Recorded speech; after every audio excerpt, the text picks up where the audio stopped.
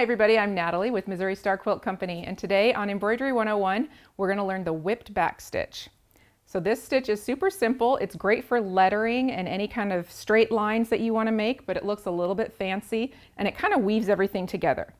So we are going to start with our needle threaded and a knot in the end. We're going to come up all the way on the right side of this line. Our little dots are going to give us some spacing for our back stitches. So what we're going to do is come up on the first dot, back in on the second one, and then back up on the third one. And we're going to do just a simple back stitch where you go back down in the same hole that your needle came out of.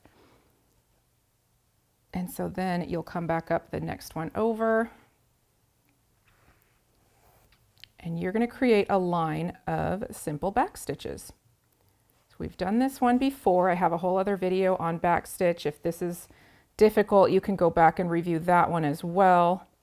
But it's really pretty simple.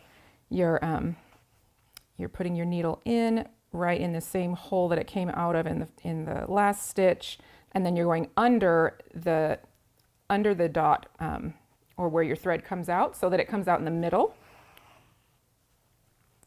And so it just makes this nice smooth line of connected stitches. So that is the first thing we're going to do. And we are going to finish this line because the whipped part I'm going to do in a second color thread so you can see how it looks.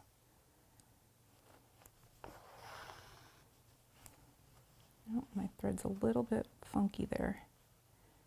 See if I can tighten it up a bit.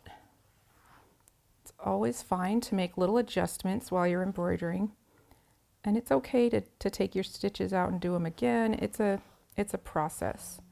Every time we practice, we get a little better.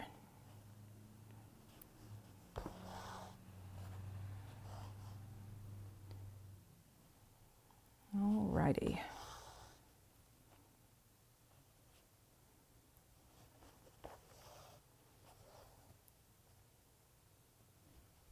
So to end this, I'm just going to go back down into this middle stitch, and I'm going to put a knot in the back to secure that. Oop.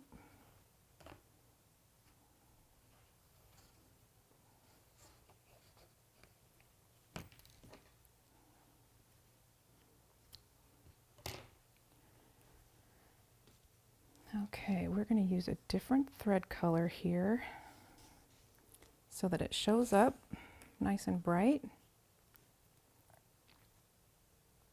We'll thread our needle and put a knot in it. Then we're going to go back to the front. We'll come right back up where we first started. Actually, I think I'm going to come up in the middle. That's what I'll do. Because then what you're doing here is you're weaving this thread in and out of all of the stitches. So where the next stitch is, you just go down into that. You're not stitching through the fabric, you're just winding this thread around these stitches. And so as you go along, you want to make sure that you always come down from the top of the next stitch. This keeps everything going in the same direction and looking nice and pretty. So let's go over to the hoop and get a closer look at this. All right, so again, our back stitch is just this line of stitches that set right next to each other, and it creates sort of a dashed look, but it's also a solid line. So what we're doing with our next thread is just winding it around. So I'm always coming from the top and making a little twist. I'm not going into the fabric at all. I'm just winding around in and out of those stitches. And that creates this really pretty whipped look. So this looks good in the same color that you've used, and it also looks good in multiple colors. So I think it's kind of fun. I did a project just the other day that used variegated thread, and that looked really pretty. So we just keep coming down, going in that same direction.